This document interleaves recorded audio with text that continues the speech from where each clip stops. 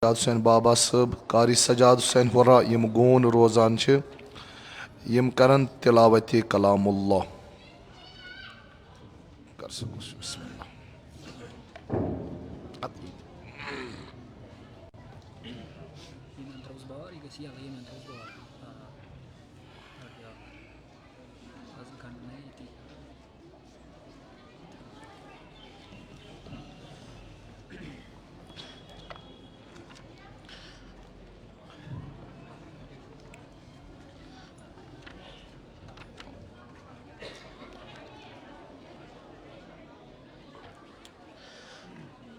أعوذ بالله من الشيطان الرجيم.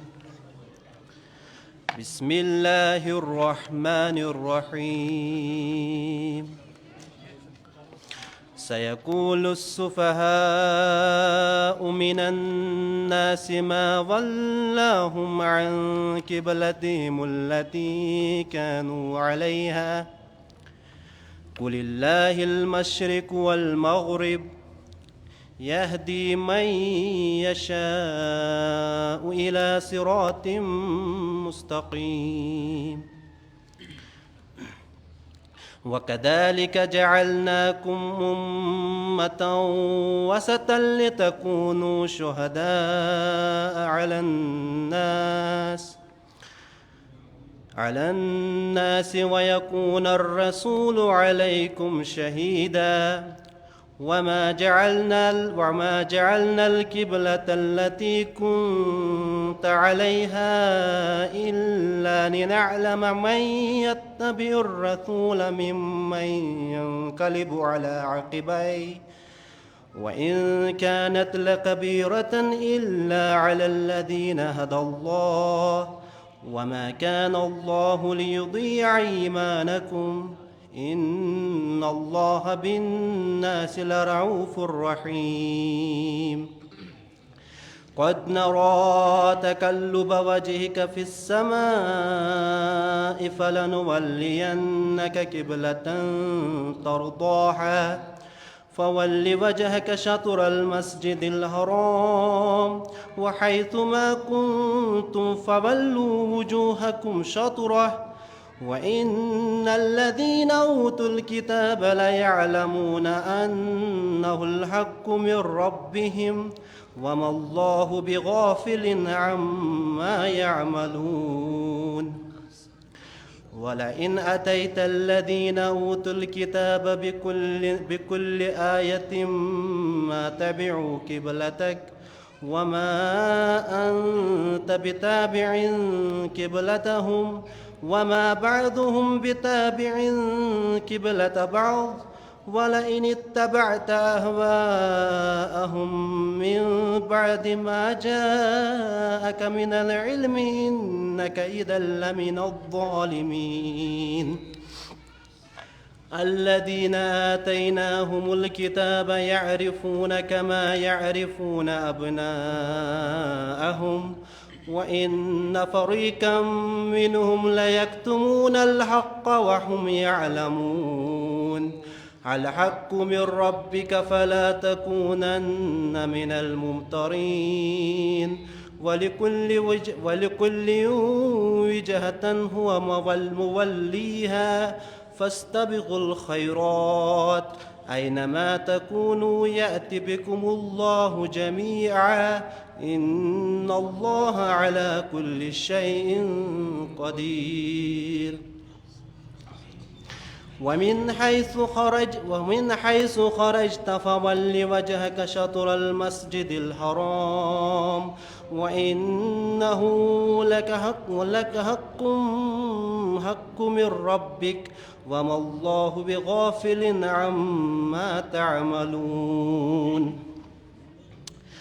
ومن حيث خرجت فول وجهك شطر المسجد الحرام وحيث ما كنتم فولوا وجوهكم شطره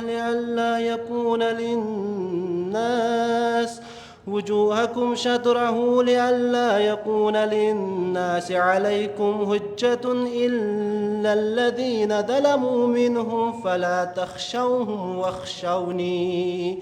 فلا تخشوه واخشوني ولأتم نعمتي عليكم ولعلكم تهتدون كما أرسلنا فيكم رسولا منكم يتلو عليكم آياتنا ويزكيكم ويعلمكم الكتاب والحكمة ويعلمكم ما لم تكونوا تعلمون فاذكروني أذكركم واشكروا لي ولا تكفرون يا أيها الذين آمنوا استعينوا بالصبر والصلاة إن الله مع الصابرين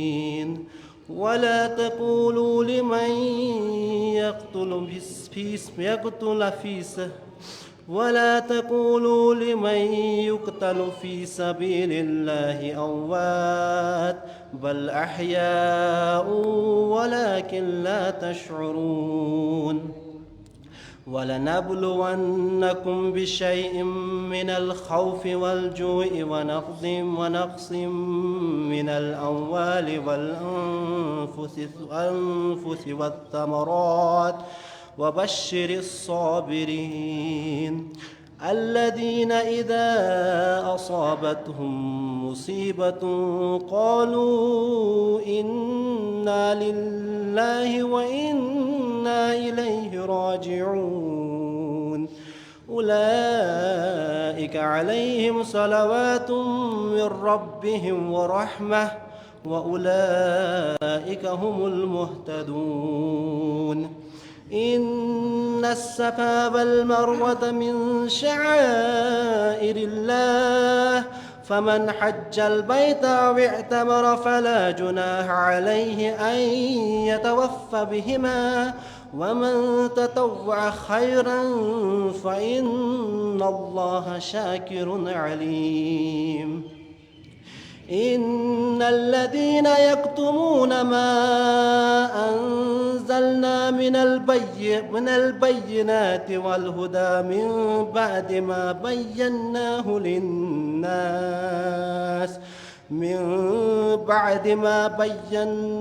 للناس في الكتاب أولئك يلعنهم الله ويلعنهم اللاعنون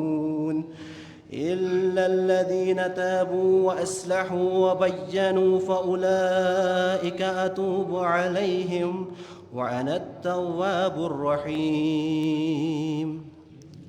إن الذين كفروا وماتوا وهم كفار أولئك عليهم لعنة الله والملائكة والناس أجمعين خالدين فيها لا يخفف عنهم العذاب ولا هم ينذرون وإلهكم إله واحد لا إله إلا هو الرحمن الرحيم إن في خلق السماوات والأرض واختلاف الليل والنهار والفلك التي تجري في البحر بما ينفع الناس وما أنزل الله من السماء من ماء فأحيا به الأرض بعد موتها وبث من كل دابة وتسريف الرياح والسحاب المسخر بين السماء والأرض لآيات لقوم يعقلون ومن الناس من يتخذ من دون الله أندادا يحبونهم كحب الله والذين آمنوا أشد حبا لله ولو يرى الذين ظلموا إذ يرون العذاب أن القوة لله جميعا وأن الله شديد العذاب إذ تبرأ الذين اتبعوا من الذين اتبعوا ورعوا العذاب وتقطعت بهم الأسباب وقال الذين اتبعوا لو أن لنا كرة فنتبرأ منهم كما تبرأوا منا كذلك يريهم الله أعمالهم حسرات عليهم وما هم بخارجين من النار يا أيها الناس كلوا مما في الأرض حلالا طيبا ولا تتبعوا خطوات الشيطان إنه لكم عدو مبين إنما يأمركم بالسوء والفحشاء وأن تقولوا على الله ما لا تعلمون.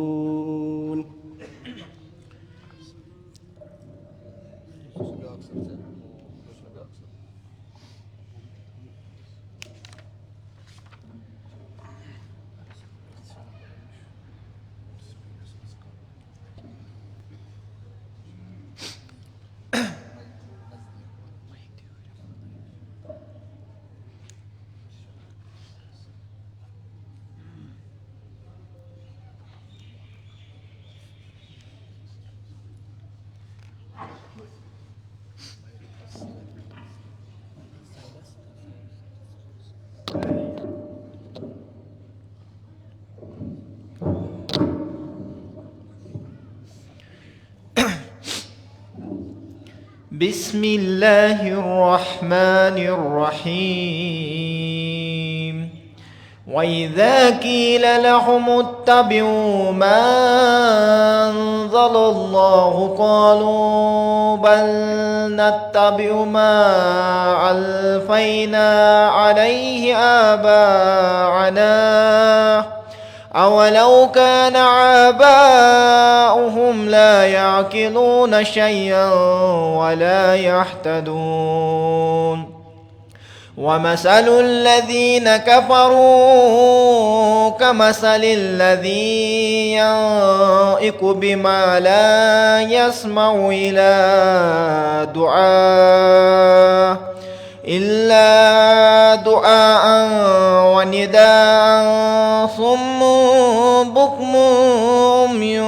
فهم لا يعقلون يا أيها الذين آمنوا كلوا من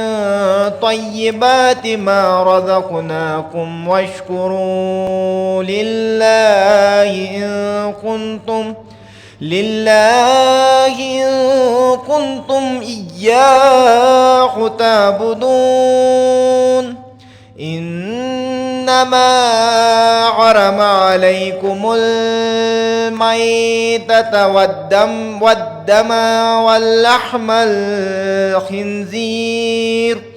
ولحم الخنزير وما أهل به لغير الله فمن اضطر غير باغ ولا آد فلا إثم عليه إن الله غفور رحيم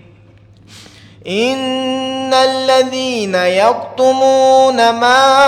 أنزل الله من الكتاب ويشترون به ثمنا قليلا أولئك ما يأكلون في بطونهم إلا النار ولا يكلمهم الله يوم القيامة ولا يزكيهم ولهم عذاب عليم أولئك الذين اشتروا الضلالة بالهدى والعذاب بالمغفرة فما أصبرهم على النار ذلك بأن الله نزل الكتاب بالحق وإن الذين اختلفوا في الكتاب لفي شكاك بعيد ليس البر أن تولوا وجوهكم قبل المشرق والمغرب ولكن البر من آمن بالله واليوم الآخر والملائكة والكتاب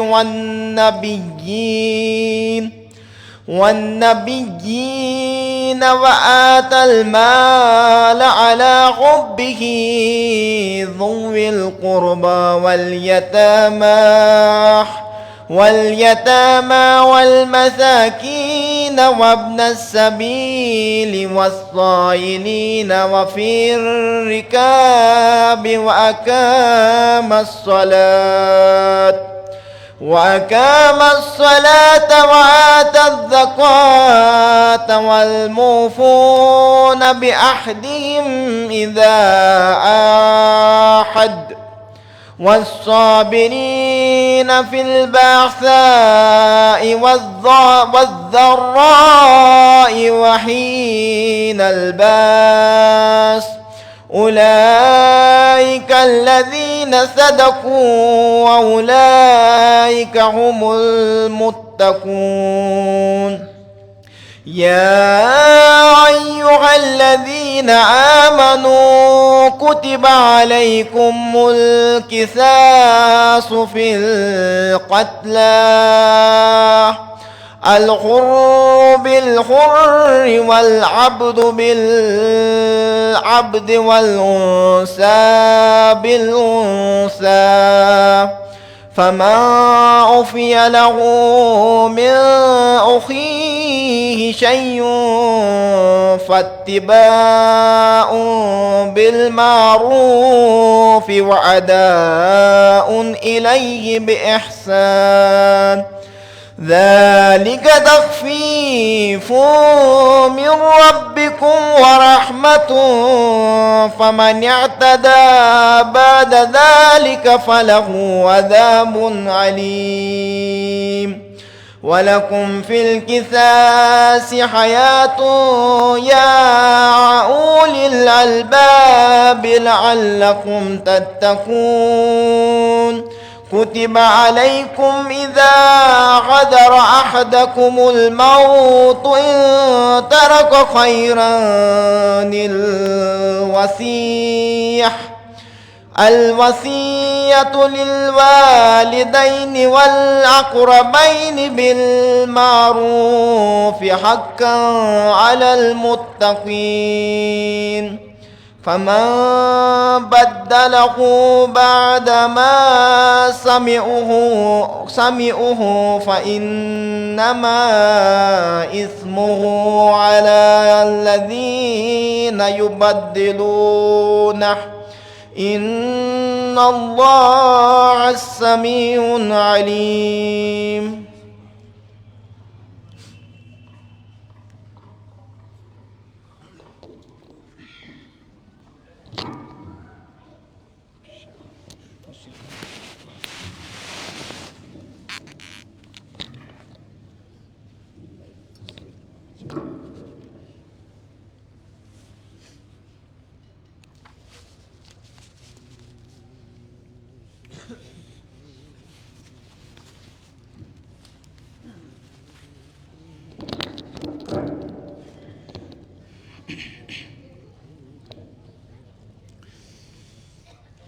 أعوذ بالله من الشيطان الرجيم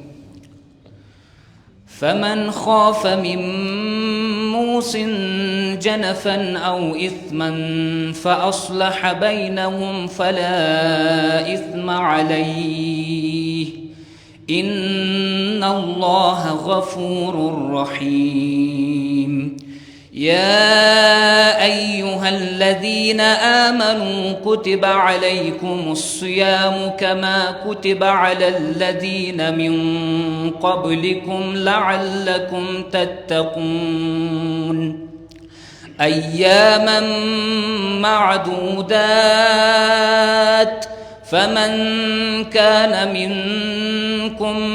مريضا أو على سفر فعدة من أيام أخر وعلى الذين يطيقونه فدية طعام مسكين فمن تطوع خيرا فهو خير له وأن تصوموا خير لكم إن كنتم تعلمون شهر رمضان الذي أنزل فيه القرآن هدى للناس وبينات من الهدى والفرقان فمن شهد منكم الشهر فليصم ومن كان مريضا أو على سفر فعدة من أيام أخر يريد الله بكم اليسر ولا يريد بكم العسر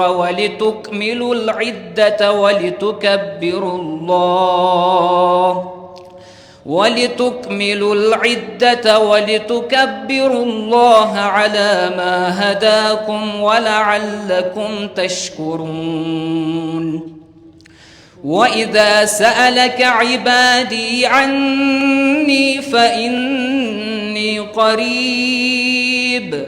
أجيب دعوة الداع إذا دعان فليستجيبوا لي وليؤمنوا بي لعلهم يرشدون أحل لكم ليلة الصيام الرفث إلى نسائكم هن لباس لكم وأنتم لباس لهن علم الله أنكم كنتم تختانون أنفسكم فتاب عليكم وعفى عنكم فالآن باشروهن وابتغوا ما كتب الله لكم وكلوا واشربوا حتى يتبين لكم الخيط الأبيض من الخيط الأسود من الفجر ثم أتموا الصيام إلى الليل ولا تباشروهن وأنتم عاكفون في المساجد تلك حدود الله فلا تقربوها كذلك يبين الله آياته للناس لعلهم يتقون ولا تأكلوا أموالكم بينكم بالباطل وتدلوا بها إلى الحكام لتأكلوا فريقا من أموال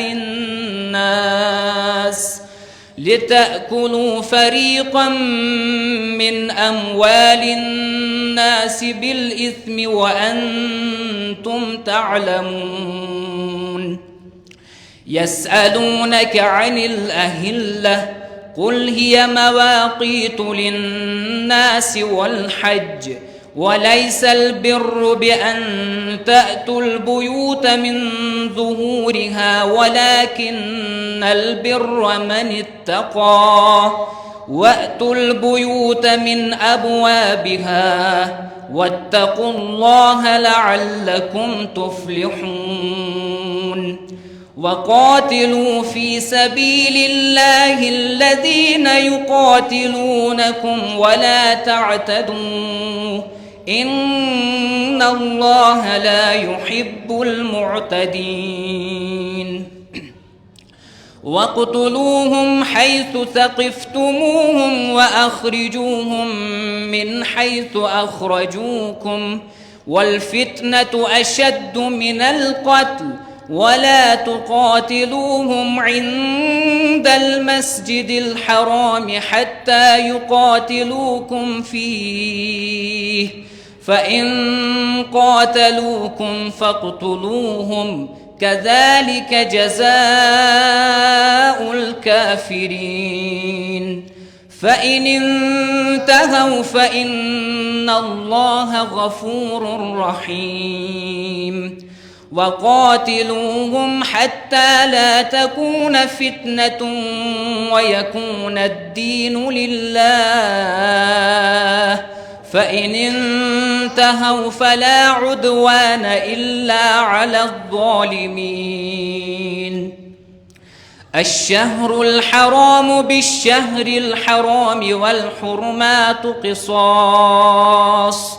فمن اعتدى عليكم فاعتدوا عليه بمثل ما اعتدى عليكم واتقوا الله واعلموا أن الله مع المتقين وأنفقوا في سبيل الله ولا تلقوا بأيديكم إلى التهلكة وأحسنوا إن الله يحب المحسنين وأتموا الحج والعمرة لله فإن أحصرتم فما استيسر من الهدي ولا تحلقوا رؤوسكم حتى يبلغ الهدي محله فمن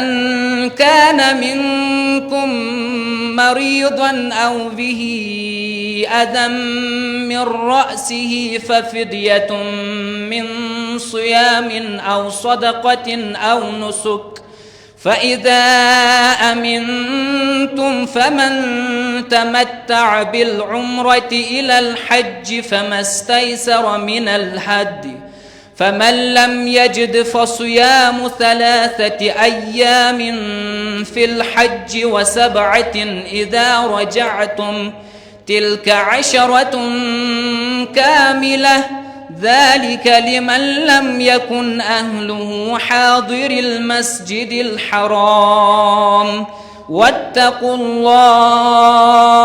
واتقوا الله واعلموا أن الله شديد العقاب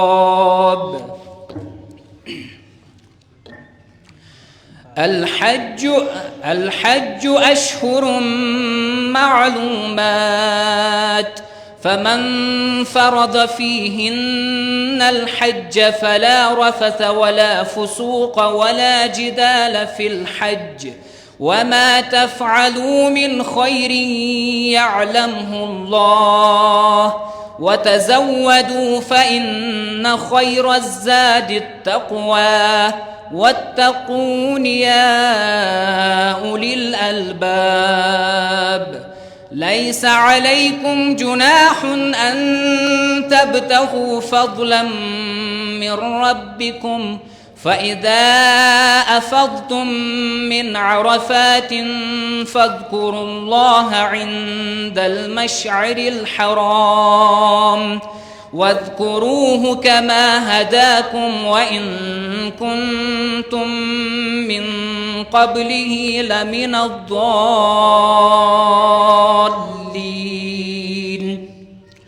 ثم أفيضوا من حيث أفاض الناس واستغفروا الله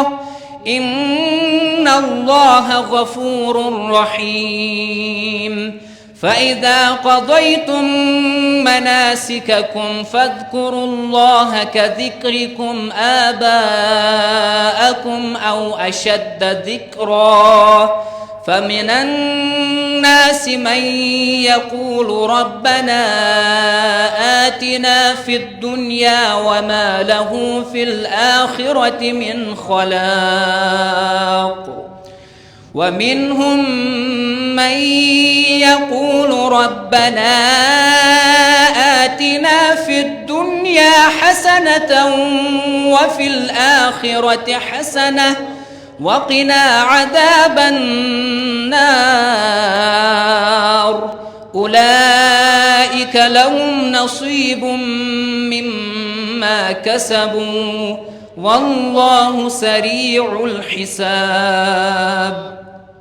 واذكروا الله في أيام معدودات فمن تعجل في يومين فلا إثم عليه ومن تأخر فلا إثم عليه لمن اتقى واتقوا الله واعلموا أنكم إليه تحشرون ومن الناس من يعجبك قوله في الحياة الدنيا ويشهد الله على ما في قلبه وهو ألد الخصام وإذا تولى سعى في الأرض ليفسد فيها ويهلك الحرث والنسل والله لا يحب الفساد وإذا قيل له اتق الله أخذته العزة بالإثم فحسبه جهنم ولبئس المهاد ومن الناس من يشري نفسه ابتغاء مرضات الله والله رؤوف بالعباد يا أيها الذين آمنوا ادخلوا في السلم كافة ولا تتبعوا خطوات الشيطان إنه لكم عدو مبين فإن زللتم من بعد ما جاءتكم البينات فاعلموا أن الله عزيز حكيم هل ينظرون إلا أن يأتيهم الله في ظلل من الغمام والملائكة وقضي الأمر وإلى الله ترجع الأمور سل بني إسرائيل كم آتيناهم من آية بينة ومن يبدل نعمة الله من بعد ما جاءته فإن الله شديد العقاب زين للذين كفروا الحياة الدنيا ويسخرون من الذين آمنوا والذين اتقوا فوقهم يوم القيامة والله يرزق من يشاء بغير حساب كان الناس أمة واحدة فبعث الله النبيين مبشرين ومنذرين وأنزل معهم الكتاب بالحق ليحكم بين الناس فيما اختلفوا فيه وما اختلف فيه إلا الذين أوتوه من بعد ما جاءتهم البينات بغيا بينهم فهدى الله الذين آمنوا لما اختلفوا فيه من الحق بإذنه والله يهدي من يشاء إلى صراط مستقيم أم حسبتم أن تدخلوا الجنة ولما يأتكم مثل الذين خلوا من قبلكم مستهم البأساء والضراء وزلزلوا حتى يقول الرسول والذين آمنوا معه متى نصر الله ألا إن نصر الله قريب يسألونك ماذا ينفقون قل ما أنفقتم من خير فللوالدين والأقربين واليتامى والمساكين وابن السبيل وما تفعلوا من خير فإن الله به عليم كتب عليكم القتال وهو كره لكم وعسى أن تكرهوا شيئا وهو خير لكم وعسى أن تحبوا شيئا وهو شر لكم والله يعلم وأنتم لا تعلمون يسألونك عن الشهر الحرام قتال فيه قل قتال فيه كبير وصد عن سبيل الله وكفر به والمسجد الحرام وإخراج أهله منه أكبر عند الله والفتنة أكبر من القتل ولا يزالون يقاتلونكم حتى يردوكم عن دينكم إن استطاعوا ومن يرتدد منكم عن دينه فيمت وهو كافر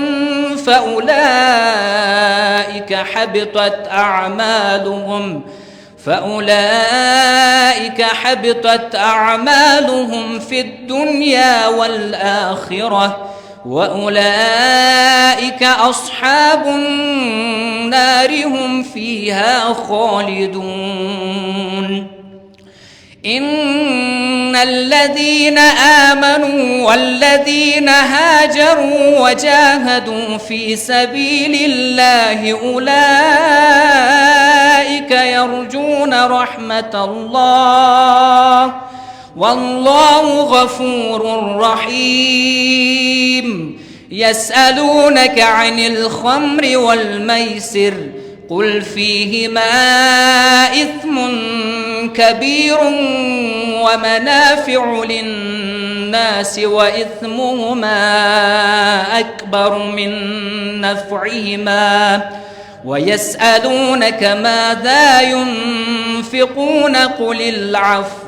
كذلك يبين الله لكم الآيات لعلكم تتفكرون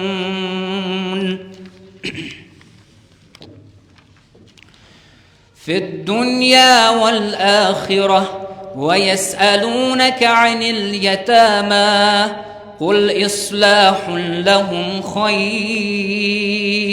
وإن تخالطوهم فإخوانكم والله يعلم المفسد من المصلح ولو شاء الله لأعنتكم إن الله عزيز حكيم ولا تنكحوا المشركات حتى يؤمن ولأمة مؤمنة خير من مشركة ولا أعجبتكم ولا تنكحوا المشركين حتى يؤمنوا ولعبد مؤمن خير من مشرك ولو أعجبكم أولئك يدعون إلى النار والله يدعو إلى الجنة والمغفرة بإذنه ويبين آياته للناس لعلهم يتذكرون ويسألونك عن المحيض قل هو أذى فاعتزلوا النساء في المحيض ولا تقربوهن حتى يطهرن فإذا تطهرن فأتوهن من حيث أمركم الله إن الله يحب التوابين ويحب المتطهرين نساؤكم حرث لكم فأتوا حرثكم أنى شئتم وقدموا لأنفسكم واتقوا الله واعلموا أنكم ملاقوه وبشر المؤمنين ولا تجعلوا الله عرضة لأيمانكم أن تبروا وتتقوا وتصلحوا بين الناس والله سميع عليم لا يؤاخذكم الله باللغو في أيمانكم ولكن يؤاخذكم بما كسبت قلوبكم والله غفور حليم للذين يؤلون من نسائهم تربص 4 أشهر فإن فاءوا فإن الله غفور رحيم وإن عزموا الطلاق فإن الله سميع عليم والمطلقات يتربصن بأنفسهن 3 قروء ولا يحل لهن أن يكتمن ما خلق الله في أرحامهن إن كن يؤمن بالله واليوم الآخر وبعولتهن أحق بردهن في ذلك إن أرادوا إصلاحا ولهن مثل الذي عليهن بالمعروف وللرجال عليهن درجة والله عزيز حكيم الطلاق 2 مرتان فإمساك بمعروف أو تسريح بإحسان ولا يحل لكم أن تأخذوا مما آتيتموهن شيئا إلا أن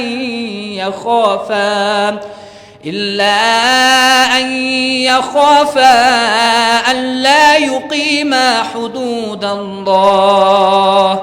فإن خفتم ألا يقيما حدود الله فلا جناح عليهما فيما افتدت به تلك حدود الله فلا تعتدوها ومن يتعد حدود الله فأولئك هم الظالمون فإن طلقها فلا تحل له من بعد حتى تنكح زوجا غيره فإن طلقها فلا جناح عليهما أن يتراجعا إن ظنا أن يقيما حدود الله وتلك حدود الله يبينها لقوم يعلمون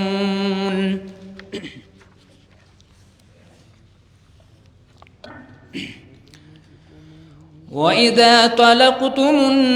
النساء فبلغن أجلهن فأمسكوهن بمعروف أو سرحوهن بمعروف ولا تمسكوهن ضرارا لتعتدوا ومن يفعل ذلك فقد ظلم نفسه ولا تتخذوا آيات الله هزوا واذكروا نعمة الله عليكم وما أنزل عليكم من الكتاب والحكمة يعظكم به واتقوا الله واعلموا أن الله بكل شيء عليم. وإذا طلقتم النساء فبلغن أجلهن فلا تعضلوهن أن ينكحن أزواجهن إذا تراضوا بينهم بالمعروف ذلك يوعظ به من كان منكم يؤمن بالله واليوم الآخر ذلكم أزكى لكم وأطهر والله يعلم وأنتم لا تعلمون. والوالدات يرضعن أولادهن حولين كاملين لمن أراد أن يتم الرضاعة وعلى المولود له رزقهن وكسوتهن بالمعروف لا تكلف نفس إلا وسعها لا تضار والدة بولدها ولا مولود له بولده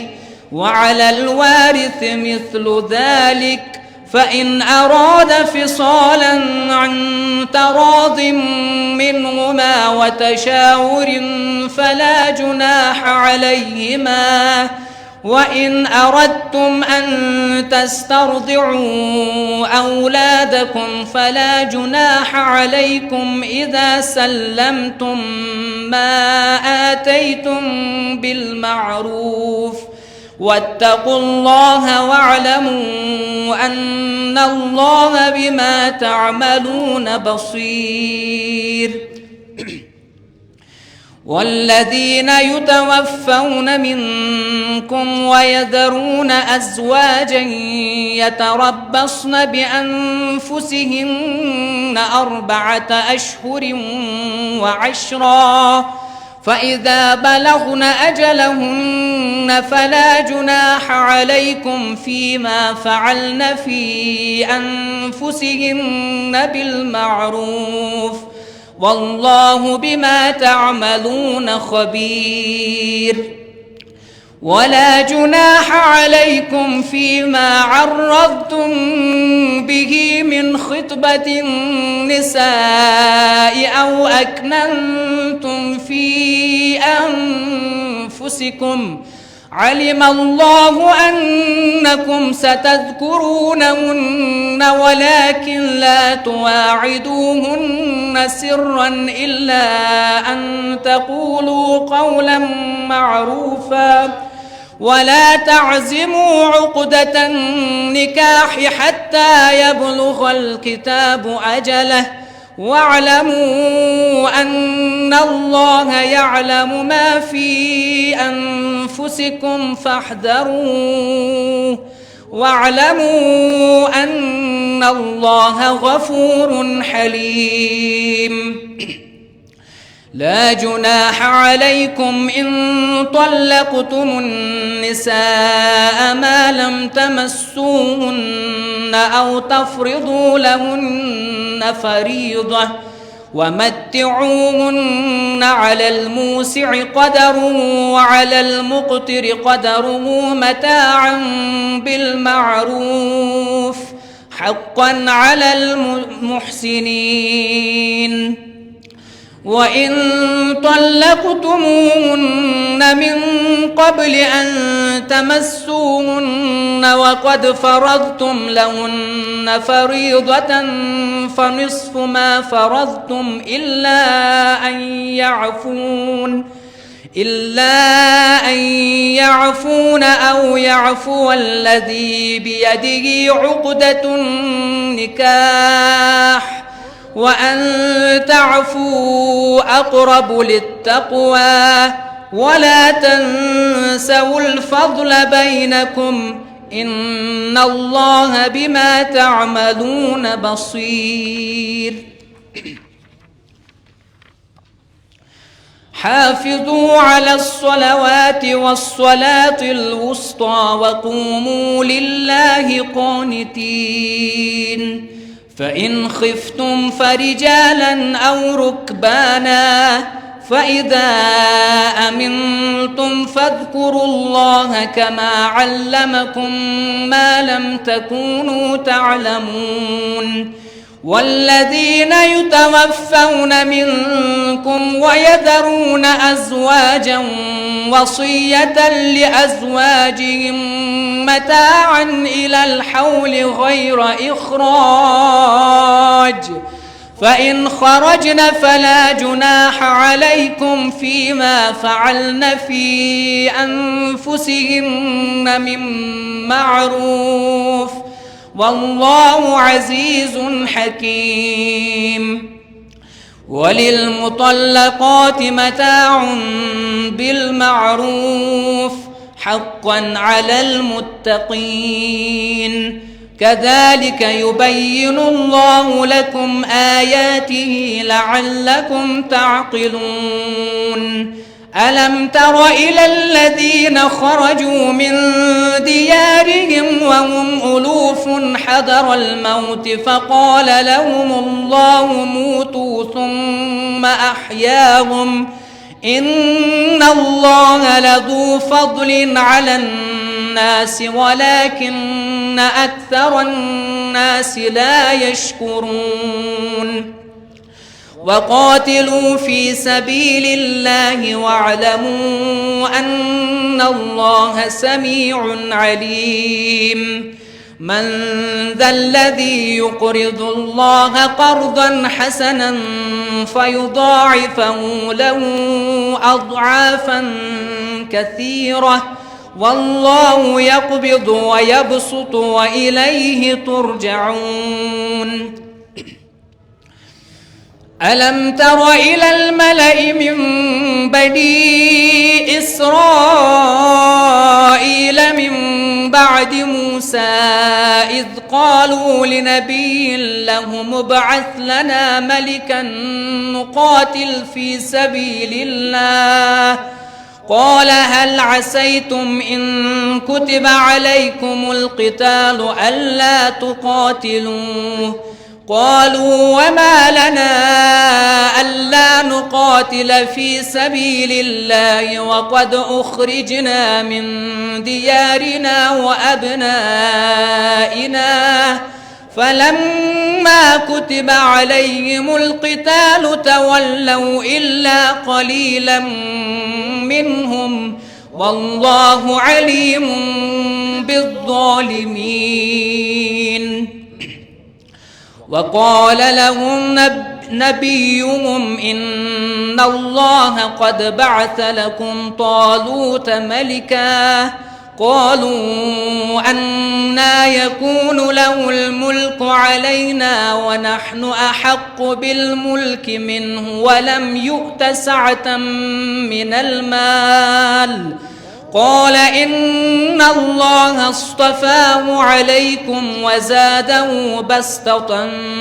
في العلم والجسم والله يؤتي ملكه من يشاء والله واسع عليم. وقال لهم نبيهم إن آية ملكه أن يأتيكم التابوت فيه سكينة من ربكم وبقية مما ترك آل موسى مما ترك آل موسى وآل هارون وتحمله الملائكة إن في ذلك لآية لكم إن كنتم مؤمنين.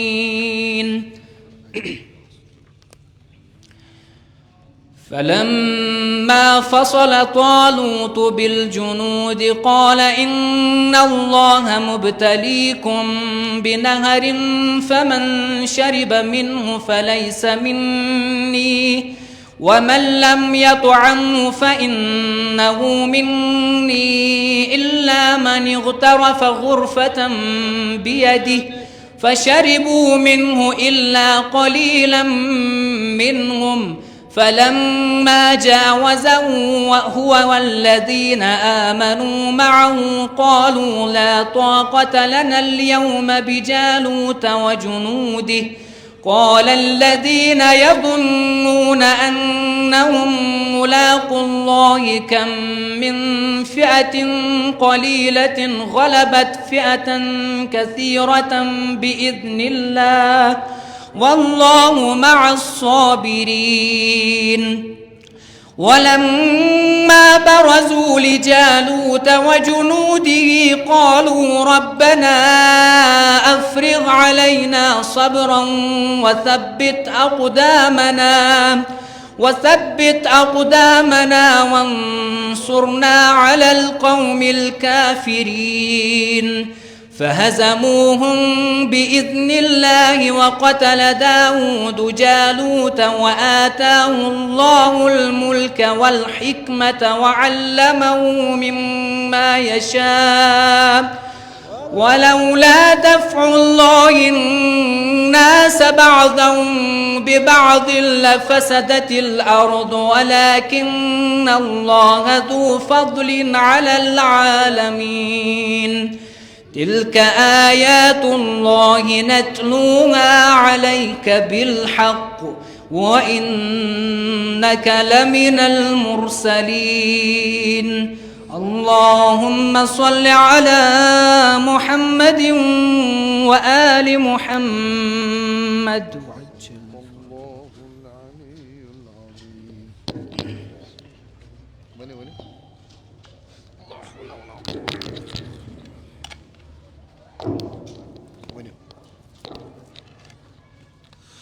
اللهم صل على محمد وآل محمد وأجل فرجهم.